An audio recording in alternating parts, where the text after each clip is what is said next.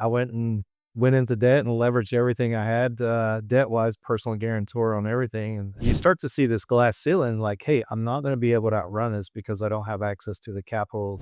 Relief was another word, right? Like, "Hey, I'm not carrying all the debt anymore." Like, that was the best part about it, right? Like, the weight of the shoulders is lifted on me. It's really the fun part of growing, like, if you enjoy growing businesses, because now you're playing with, again, for lack of better terms, house money.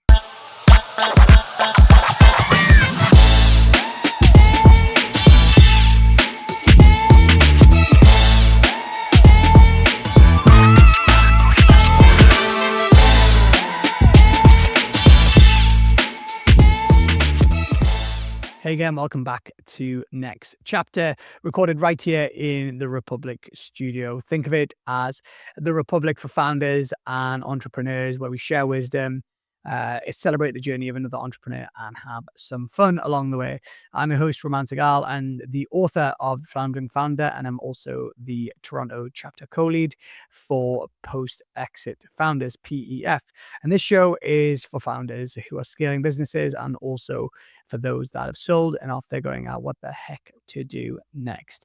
And every episode that we do runs through the 3 T's: the trajectory of the business, the transaction that the entrepreneur went through, and then the transition and the reality after exit. Please think about it as unfiltered wisdom from post-exit founders. All right, wherever you're listening today, you are going to love today's show. We have an awesome guest, and his name is Shenar Wood.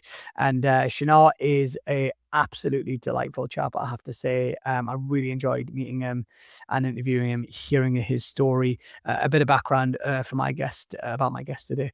Shenar is the CEO, or is a CEO and founder with a track record of building and scaling electric utility service organizations through growth, transformation, and strategic transition.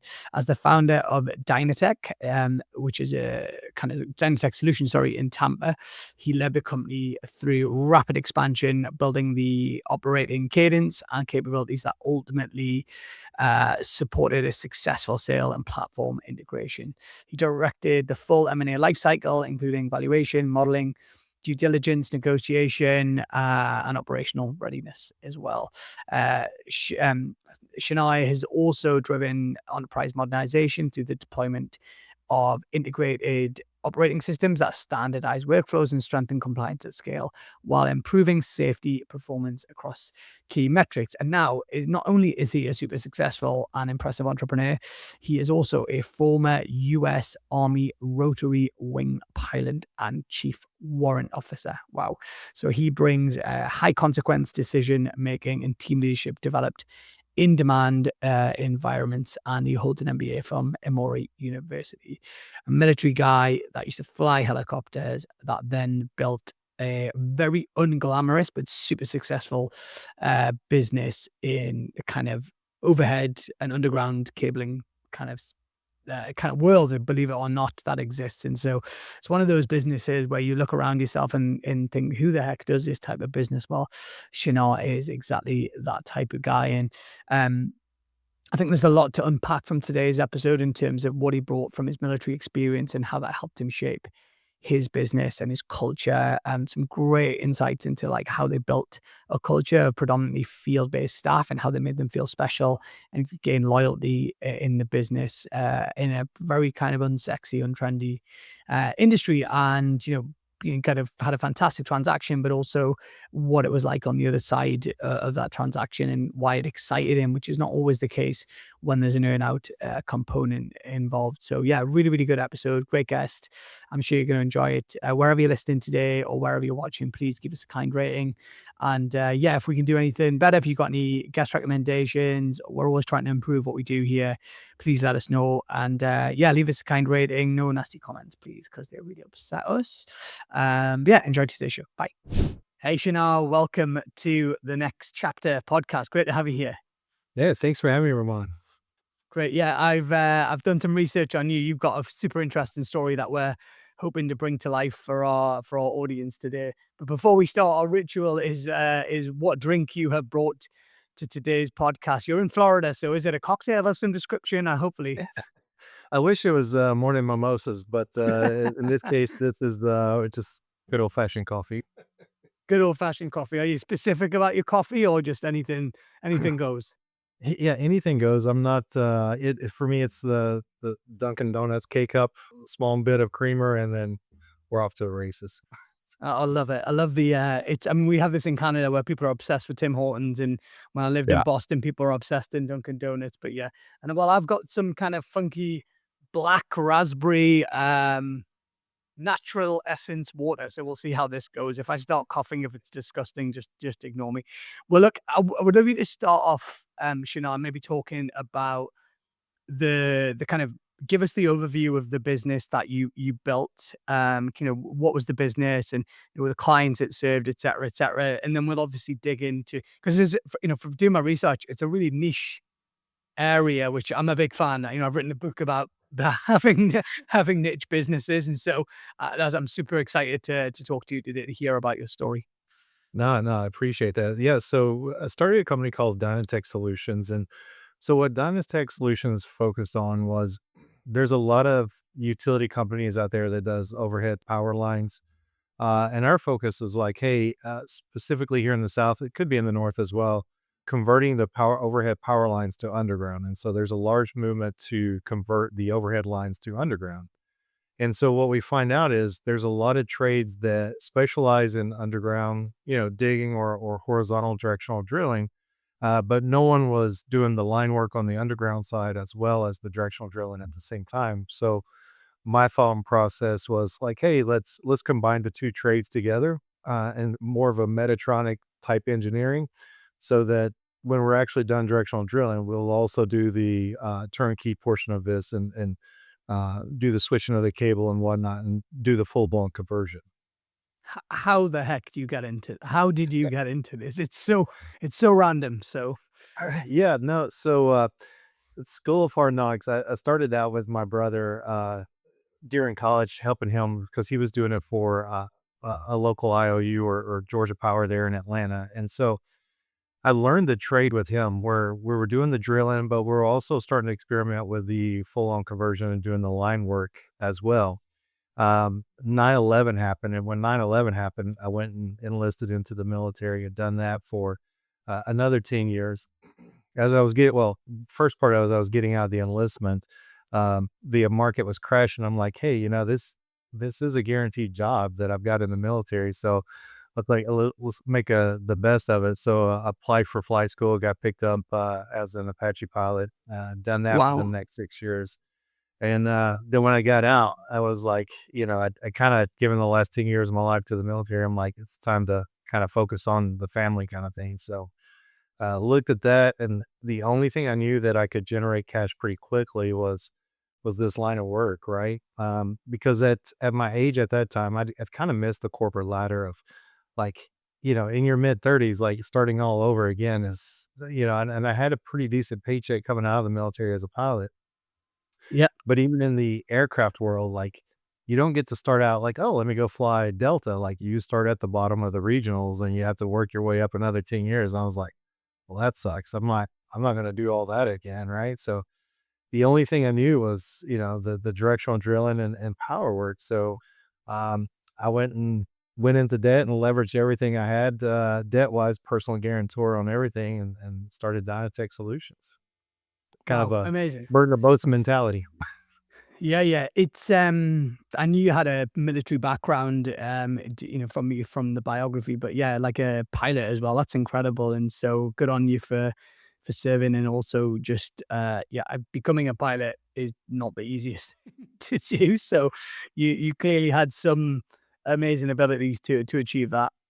Yeah, well, more blessings than anything, right? Like, it definitely wasn't n I what you learn in those classes and in that kind of room, right, is everybody's super smart and everybody's super athletic, and you're just trying to hold on because Yeah, yeah. there's always there's not just one guy, there's a whole classroom of guys that are just at the top of their game at everything you do, and the kinda guy, like, you were just like I wouldn't say jealous of, but you were like, "Oh, I bet I can outrun him," or I'm stronger than this guy."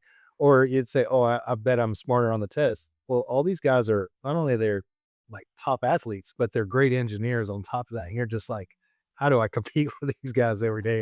W And it's just well, that hope kind of a grind every day. but I presume it really, it pulls you up, right? Like, just being surrounded by top athletes and smart people is, the average increases, right? And you find another gear for yourself, I assume. Yeah, and it's the small wins. You don't really like, hey, how do you eat an elephant, right? It's one bite at a time because you Course. realize that as good as all those guys are, and they're great, they're phenomenal at what they do. As you're starting to learn, we're all getting beat up by the instructor pilot every day because he's just, they're beating you up like, how do you not know this? And you're like, dude, I'm pretty sharp, but you just don't, because I mean they literally are beating you up in the God. cockpit every day, right? Just like you got to study harder, and you're just like, and I mean it's just 18 to 24 months of a hard grind that you go through, and once you get out of it, you think, oh, I've made it, and you're like, no, you realize that you start at the bottom because now you got to start doing all your other qualifications to maintain just to be able to fly, and you're just like, and it's a grind to be Yeah. a military pilot. Yeah. Okay. So you left the military and then obviously started this business. And what was the timeline between you starting it and selling it? And then we'll kind of dig in to the kind of I'm interested in understanding for our listeners and viewers, what was the catalyst behind the growth, and was there a specific, you make millions of decisions as a founder of a business, and yeah, I'm interested in understanding like what were the key ones that you made that really really kind of helped get the growth going. So I would say the first year was all organic. Hey, I just got to get cash coming in. I got to survive, right? So that was the main focus of like, let me just get the work, see where the work's at, right? And it was a lot of subcontracting just to make ends meet. But at some point, you really have to start focusing on perspective because it's easy to get lost in, hey, I own all this equipment. And you're like, it's nice to see a fleet of trucks or a fleet of excavators, and for lack of better terms, the redneck in me comes out like, oh, I look at all this equipment I have, and you realize that those are depreciating assets. And so Yeah, the yeah, yeah. perspective is, you know, for me to grow a company, it's based on contracts. Well, what does contracts look like? Like, it's not necessarily being a sub. Like, I really need to be focusing on turnkey on a lot of these projects. And so I would say after that first year, it's the changing perspective more so than anything else of how I'm going to grow, Yeah. and really answering that question. And so from Interesting. there, it was putting the right people in place, right? I would say from a scalability standpoint for us, what really separated our ability to grow was the culture that we were able to instill.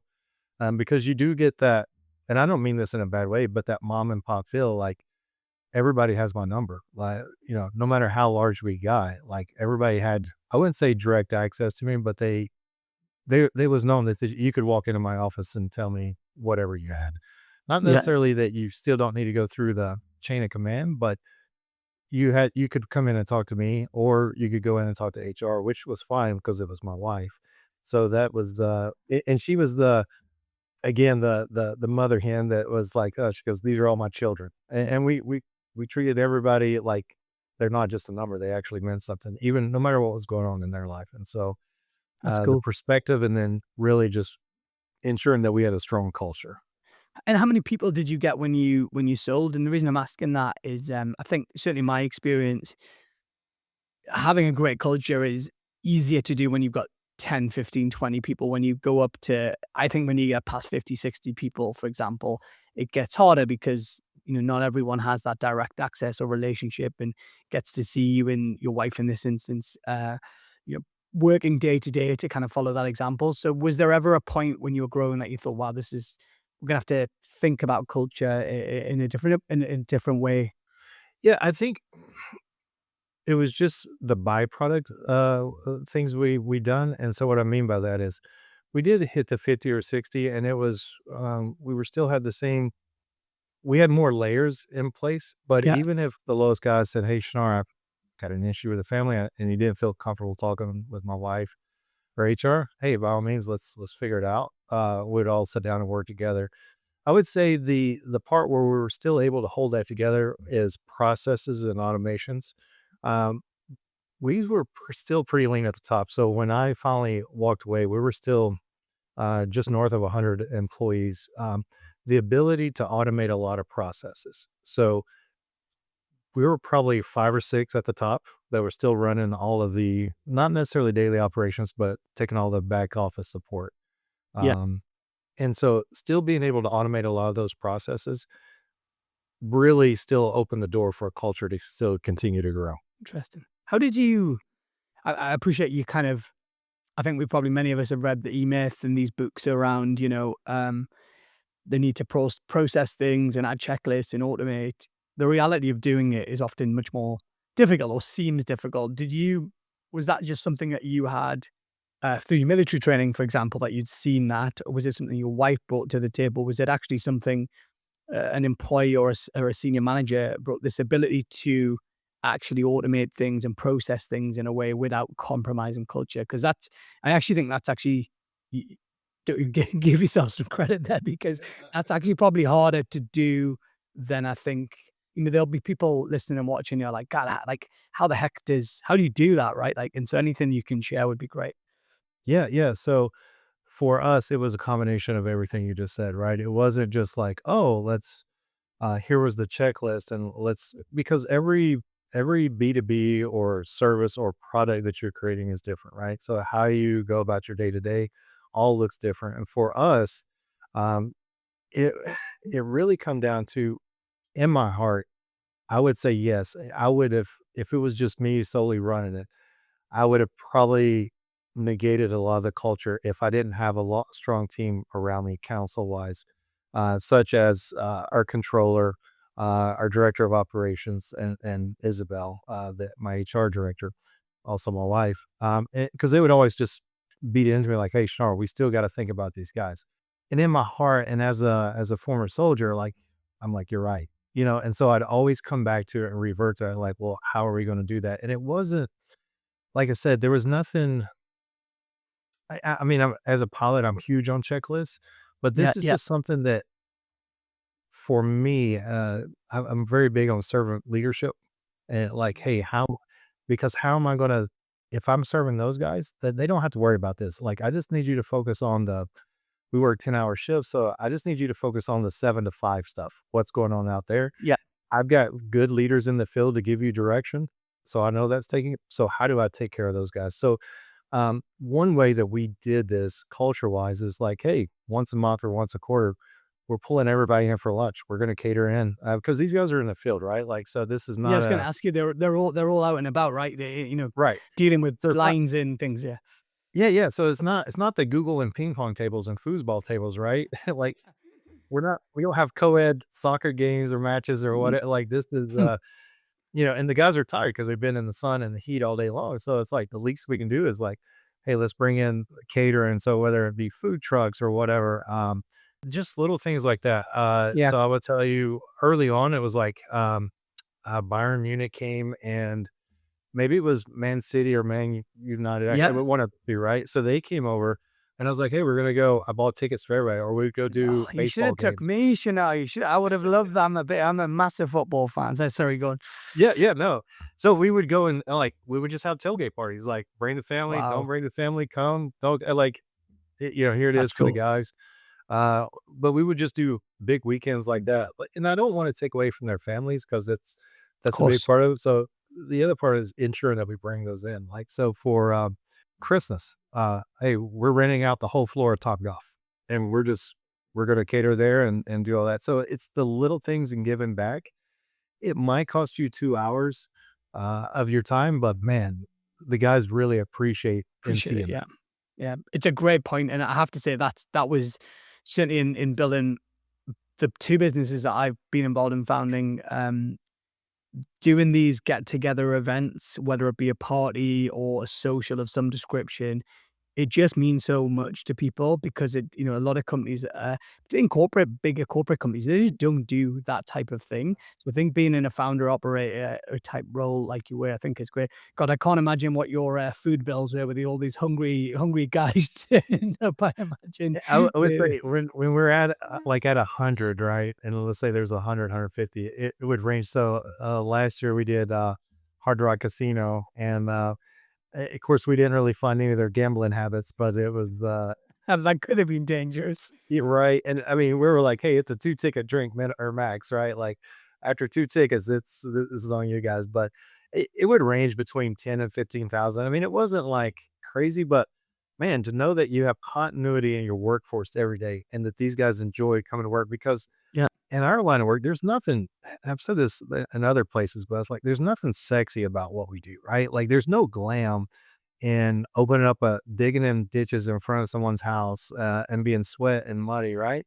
And so, you know what? Like, what if it does cost you 10,000, knowing that it doesn't cost me to go have to replace this guy every other week, and this guy's happy about coming in? I mean, that to me is huge, that continuity. That's amazing. And so as we kind of move on to the transaction process, so summarizing, we built a great culture. These kind of the way what I'm hearing is like these little things you did meant a lot to the team, and you obviously put great processes. The servant leadership thing, interesting enough, from the other podcasts that I do in the pharmaceutical sector, I've done 300 episodes in that on that podcast, and I've interviewed quite a lot of people with military backgrounds. What's interesting is servant leadership comes up so often with these guys. It's something that they take from their military background and bring into their business. So it's fascinating to hear that that's something that you did. And before I go on to the kind of how you ended up doing the sale, was there anything else you mentioned checklist, for example? Like one of my favorite books is Checklist Manifesto, which is a fantastic book about how to put processes in place. Was there anything else from your military background that was really helpful when it came to scaling this business? And I'm just conscious of the fact that you also worked in a, you know, like a I'm gonna say dangerous sector. I mean that in the sense that, Yeah. you're dealing with cables, and you obviously mentioned it was muddy and dirty and hot and all this type of stuff, but you presumably safety is a big factor. So were there aspects, I assume, from being a pilot and working in the military that you could bring to this business that, again, it might seem second, like for someone like me, I would never do a business like that because it's like, oh my God, I don't want people to die, right? Like that's just too Right, much. right. But obviously you had been experienced, of being, in the military. So, having people's lives in your hands, so to speak. So was that something that you brought from your military background, do you think, into the business that made it more palatable and digestible in a sense? Yeah, I think the one thing I mean, the military teaches leadership at all levels, right? As you become an NCO, this is like your first level of management, right? As you grow up in the NCO, maybe that's a little more entry level, middle management, and as an officer, there's obviously different levels that you're growing through a corporation in that sense. The one thing that outside of budgets, as an officer, you learn a lot about budgets because you're managing more people, well, not necessarily people, but the whole organization itself. But when the bullets are flying, right? It's Those are interesting. real life situations. And so you learn to think calmly. The military is really good because they're going to always, in your training, they're going to put you in high pressure situations.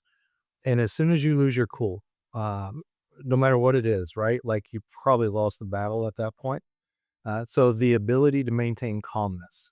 And as we're going to work through this, right? Because hopefully there's enough guardrails in place that nothing is going to sideline you forever or, be disastrous or catastrophic to the company. But the ability to think through calmly and cleanly and speak clearly about whatever the situation is and take it all in. And I see that a lot in a lot of organizations where you can take a lot of military guys and you can put them in a high stress situation and and especially guys that's been through deployment, they're like, hey guys, no one's life's on the line. There's no need to be overzealous and overreacting, whatever the situation is. We're going to get through this. It's going to suck right now, but we're going to drive through this and we will get through this. So having that steady head Yeah. at the front there really helps a lot that the military teaches. So interesting. So interesting, that kind of calmness that you brought. So, okay, so you built this fantastic business. You had a great culture. Sounds like you were building a great reputation in the kind of niche that you worked within as well. I imagine clients like working with you because of the culture, the team, and all that kind of stuff. So, what then? How did you end up kind of selling the business, in the sense that was this a I call it a stars aligning moment where it just was the right time for the business for you personally, and obviously your wife Isabel was part of the business as well. Or did someone knock on your door and just say, "Hey, we want to buy this business"? Talk to us about kind of what happened next. Yeah, so there was a so during this time when I started the business, I went back to school at Emory to get my MBA, right? And so the one thing that it taught me and that you learn a lot about the studies is you probably don't want to pass off your business to your kids because they're not going to have the focus or the grind that you had to start it or the love. Because when a lot of people start businesses, it like, hey, this is my livelihood, and they operate it from that with that passion. However, when it goes to the Yeah. kids, statistically, this thing, it goes way down. They don't have the same Thanks. for yeah, right? I mean, we can Yeah, look at yeah, the Ford yeah. history and, look at the family of Ford and see how that's turned out, and but that aside, so one thing is like, well, how do I exit from this, right? And so looking at that, it was like private equity, right, was my only true play of how do you exit or scale large enough that I'm noticeable at the 800-pound gorillas, and so I was like, "Hey, I don't." So the way this works is for the continued growth, you have to bond a lot of these projects. And so as you're bonding a lot of these projects, surety companies are looking at your financials. Well, I'm the personal guarantor and I carry all the debt on all of this, right? Wow. And so you start to see this glass ceiling like, hey, I'm not going to be able to outrun this because I don't have access to the capital to lower debt. Um, and so you're like, where do you get off at, right? And so to me, it was the private equity play to really to go through this. And so I'd actually came across a broker, and I talked to him. It was funny. I talked to him probably I want to say it was like November, December timeframe. And then May the following year, he calls me. He's like, "Hey, Shinar, I got a couple people want to talk to you about your business." Oh, wow. And I was like, "All right, yeah, that's great." And I actually had kind of forgotten about the conversation. We had an hour-long conversation. He's like, "Yeah, I'll put some stuff together and I'll be in touch with you later on." And I just didn't anticipate later on being 5 or 6 months, but when he started, he was like, "Yeah," he goes, "We went through a list, and there were several suitors, and yeah, it just made sense to go that route for us." How much did you I mean, the reason I'm asking you this is I followed a similar path in that I partnered with my first business that I founded. You know, we partnered with a private equity company and ran a process, et cetera, et cetera. And one of the I got lucky because the private equity company that we partnered with, North Edge Capital, are actually a great outfit, and got a great relationship with them, and we work very closely together. But I've seen and heard horror stories of private equity as well.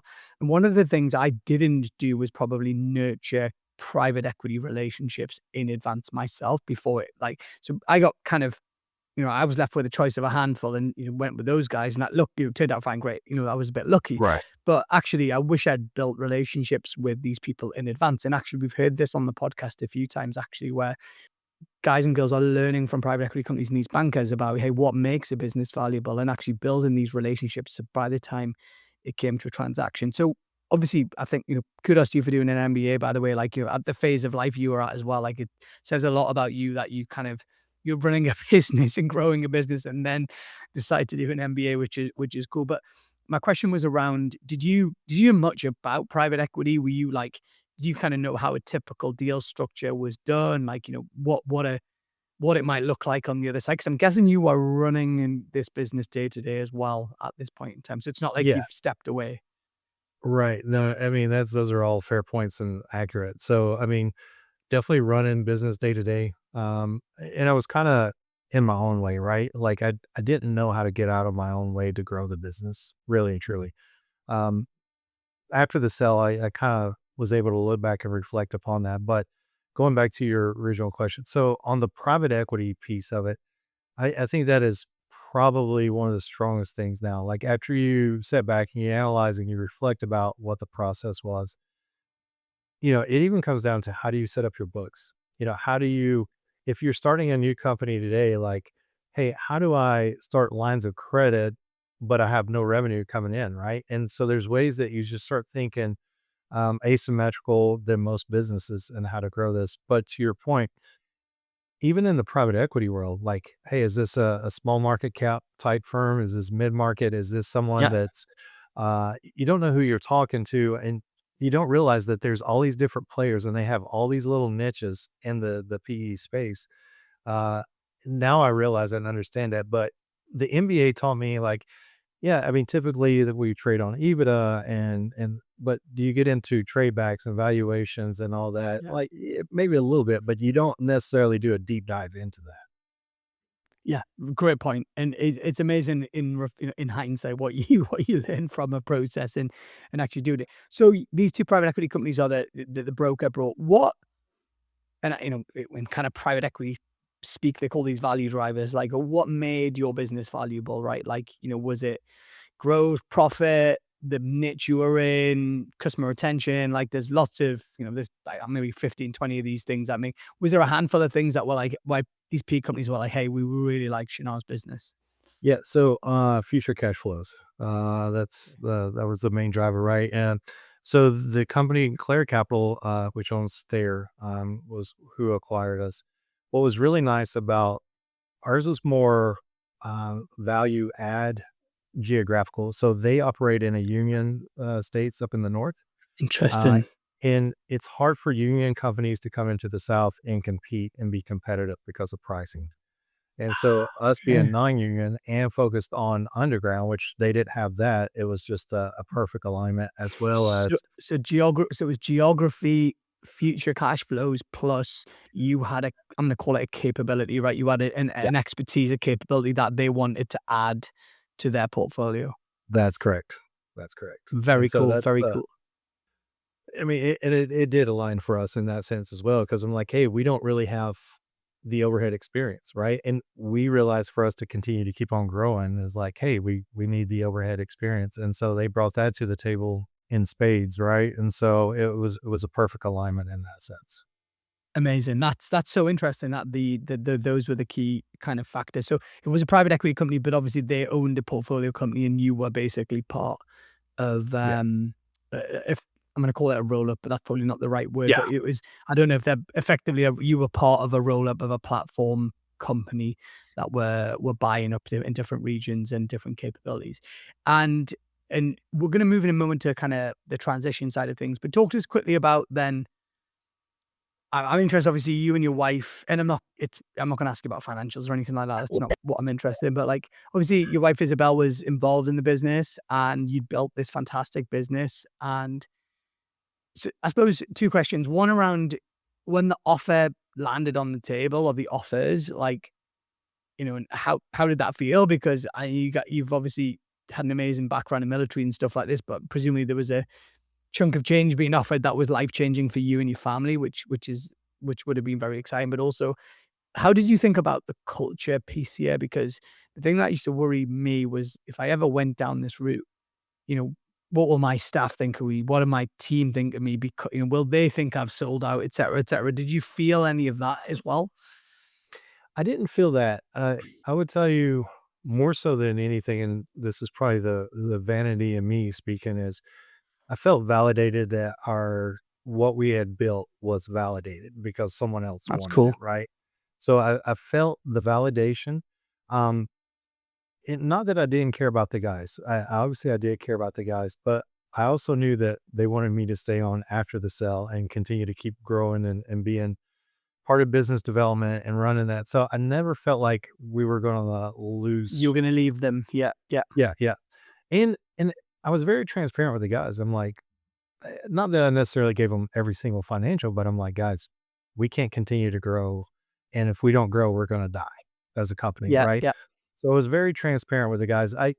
This is one of the things that drives me insane when I see a lot of companies is everybody takes the knowledge and they try to posture off of it or leverage that knowledge and just keep it from everybody and they keep it close to themselves. And for me, I'm like, it's probably the absolute worst thing because I need everybody mission aligned of like to the lowest guy to everybody in the yeah. office, like, hey, this is what we're doing. This is why we're doing it.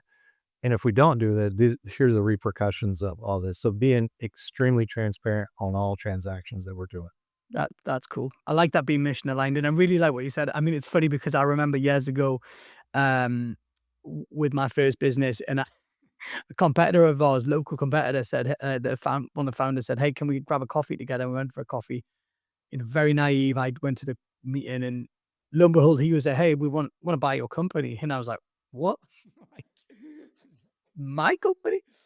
And I remember, and I called my mentor, and she ended up being a shareholder in the business. And she went, "Ooh, this is exciting. This is called validation." She's like, "You are building something that is of interest." And I remember it's really interesting that you use that language. And so, okay, and I want to move to, obviously you kind of briefly mentioned earnout and your involvement in the business. Before we go, talk to us about when the deal closed. Like, how was that for you and your family and for your wife? Like, because you must have felt, well, validated is more one word, but like, was there a sense of like excitement? And also I'm interested in like your motivation afterwards. I was always wary about earnouts personally, because I always thought, if I've got the financial thing, in my bank balance is now there and it's not all in the business, like, will I still be motivated? And I mean, actually turned out that it was, and it was through private equity directly, not through an earnout. So I'm just interested in what that meant for you and your wife, like, and how that felt and as a family. But then how were you thinking about the earnout and maintaining your motivation when, cash is presumably not the main driver anymore? Yeah, so I mean, naturally, the liquidity event was nice, and relief was another word, right? That like, hey, I'm not carrying all the debt anymore. Like, I can get this off my own personal balance sheet, right? Not that I have that, but just kind of relief in that sense. So that was really nice.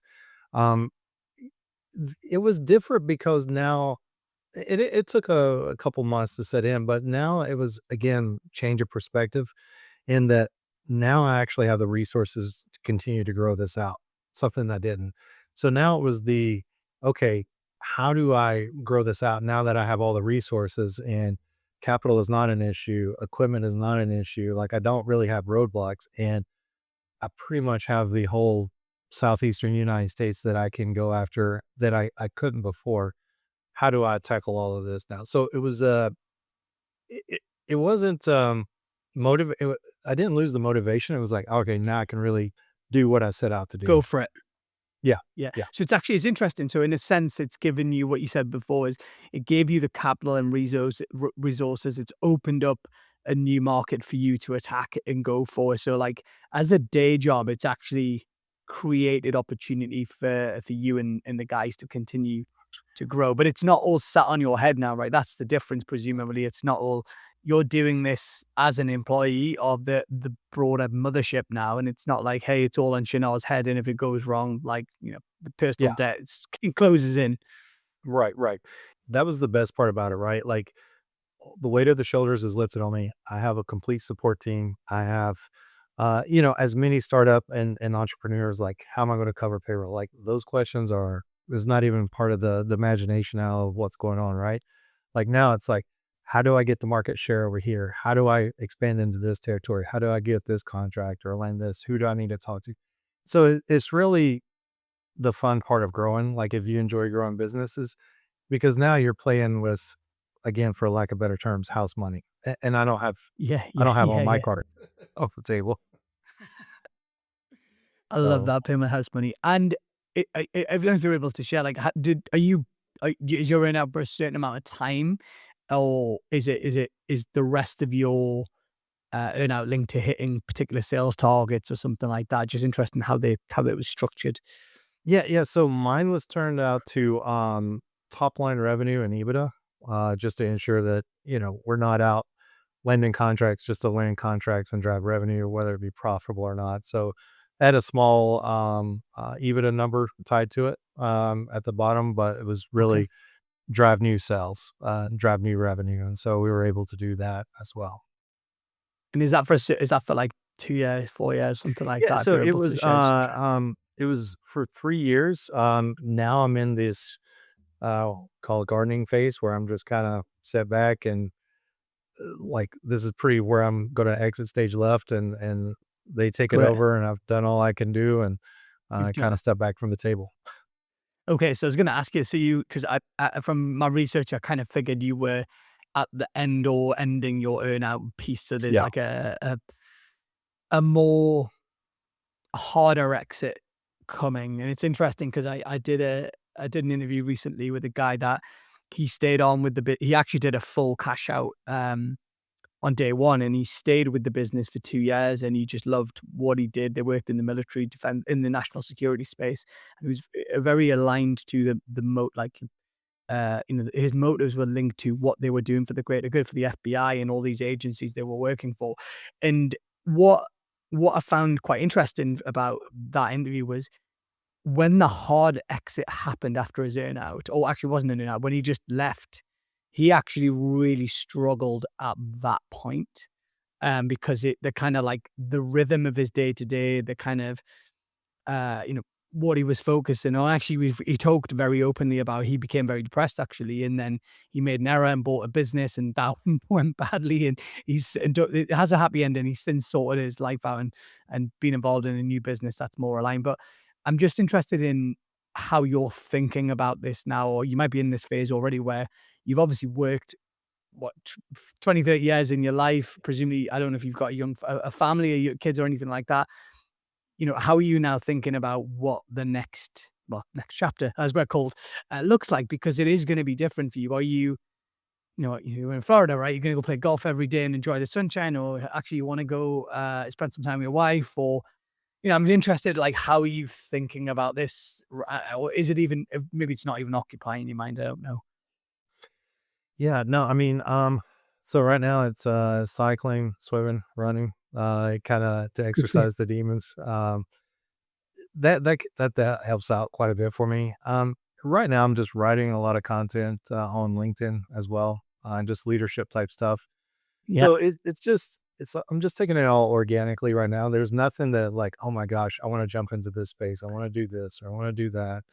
I know I will, but I'm not there today to kind of see where that's, you know, and I think I've been an entrepreneur for so long, and the military teaches you how to be a great entrepreneur because, right, like they really take the idea of like do less with more. And Yeah. that's the whole name of the business as an entrepreneur, right? That's cool. And so I don't know if I would ever be corporate material, like to go work in a corporate office.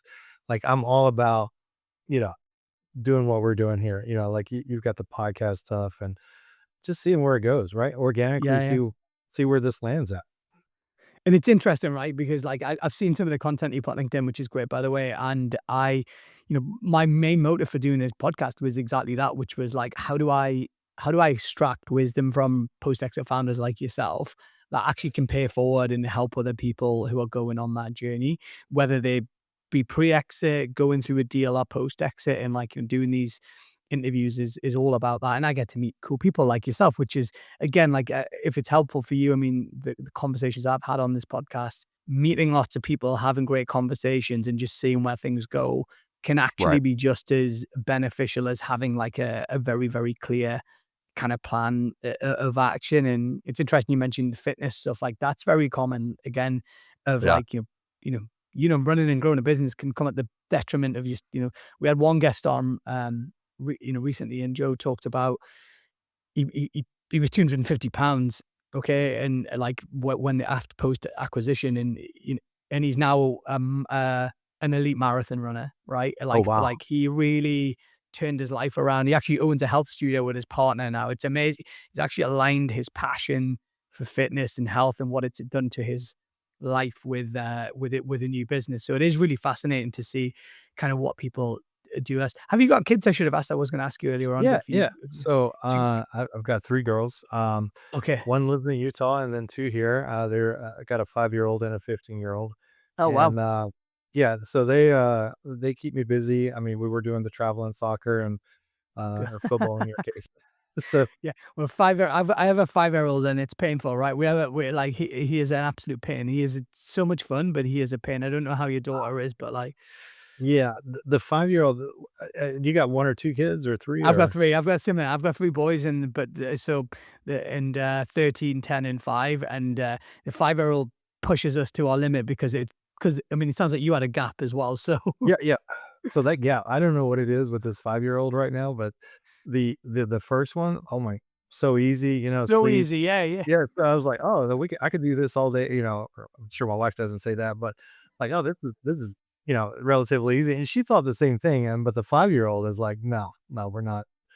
Yeah. We're up at 6:30 every and she's like, hey, ready to play, ready to go out. We got to be doing some stuff. Will she have the time, right? I mean, it's an interesting one. I look at it now and, I have a lot of flexibility in my time and the freedom. And, I took my eldest son to basketball this morning, went to the gym. I'll be around for my little two when they come home. And like, it's very easy to overlook privilege is probably not the right word, but you kind of know what I mean. Like, it is an amazing thing to not have to be stressed and Yes. day to day. And I think, especially when you've got young children like we have, I think there's a lot to be said by just being around. And there was again another episode we did recently, and the guy talked about that your in person time with your kids, like when they go to college. I mean, I think you Mhm. said your daughter was your eldest, maybe at college in Utah. Like your in person time with them is nearly, it's not done, but it's it's nowhere near as much as when they're 5-year-old and they want to be with you and want to play with you and all that. No, it's so true, right? Because my wife and I were talking about it is like just being present for your daughter and Yeah. seeking their attention right now, because at some point, as you know, like we all grow up and they get out of the house and you're just like, they always want to be here, and the 15-year-old's talking about, boys. I'm like, whoa, I don't know where this conversation's. Oh no, We're not having that conversation right now. yeah, and I imagine the contrast of having 3 boys versus 3 girls is very interesting. I'm sure we could do an entire podcast just on that. So on you, and you mentioned something because I wrote it down like, um, obviously when you did your MBA, you took the decision to sell your business because you kind of sensed that you didn't want to pass it down to the kids. And you Right. mentioned the word like grind, like they're not going to grind. So I'm just interested in how you think about wealth and um making sure your kids have certainly given your experience and your wife obviously being so involved in the business, like this work ethic, which is clearly very important to you. Like, how do you think about that in terms of like not having, dare I say, spoiled kids or anything like that? And yes, giving them good education, a good life, but also giving them the stuff that made you so successful, right, Shenar? Yeah, so I grew up in the Appalachian Mountains, and we didn't really have a lot. And so as a lot of people said that, champagne taste and beer budget. That was my thing, and I was like, hey, I got to do something to facilitate this. And so, um, you know, coming to the with my girls, like, and I say grind, but I'm using it kind of loosely as passion as well, right? Like Mhm. it is the passion of building something great, bigger than you, that does give generational wealth, hopefully, right? And so, how do you translate that to the girls so that they don't feel the privilege or the entitlement to that? And I think a lot of it is, what hard work looked like for me coming up or developing business will not be the same type of hard work that my girls Interesting. will go through. And so for me, it's like, no, we're gonna like I'm pretty stringent on focus on education. Like we're gonna have good grades, like above and beyond everything else. Like, and we're gonna exercise. Like I don't care what physical activity we sign up for, You got but to we're exit. gonna Yeah, do yeah, yeah, yeah, I like taekwondo, gymnastics, swim. I don't care what it is. Just we're gonna do something physical activity. Like we're gonna and you don't have to do it forever, and you don't even have to be the best at it. But we're yeah, just gonna continue to do something, and eventually something will click as it does with all of us, right? But it's that ability to apply, I don't want to say pressure, but just, hey, the reason why we're going to study hard, and I know a lot of parents say that, but it's like, hey, we're going to have set down time for 2 hours and we're going to make note cards, because when you get to college, note cards are going to say for yeah, memorization or yeah, yeah, just rote memorization, right? Type stuff. And it just really teaching the things that no one really taught me going through college. Like both my parents were not college educated. So it's like it took a year or 2 to figure out, like, how does college even work, right? And so yeah, just preparing and prepping the kids for college, or even my oldest one wants to go into the military, like, hey, like, I want to prepare you for the military if that's the goal, so that as you're thinking through this and you're working through this, this is what it's going to feel like. yeah. So Very not cool. Well, necessarily she's not drill instructor type, but just like, yeah. hey, this is what you're facing, this is what it's going to look like. Yeah, no, that's great advice. I have to say, like, around the education bit, around the health and fitness thing. And well, and the apple doesn't fall far from the tree, right? Your eldest daughter's probably watched, and they do as you do, and follow the example, which is no surprise. Well, look, Chanel, I've honestly loved this conversation. I knew you'd be a great guest. You've got a really nice mannerism about the way you come across, and congratulations on the success that you've had in your business. Getting through an earnout, that's not always the easiest thing to do. So Yeah. well done on achieving that. And yeah, and whatever your next chapter is, right? Like enjoy it. And yeah, looking forward to staying in touch and I certainly encourage our viewers and listeners to connect with you on LinkedIn, and see all the great content that you're putting out there, which is super useful. Yeah, absolutely. I appreciate everything as well, Ramon.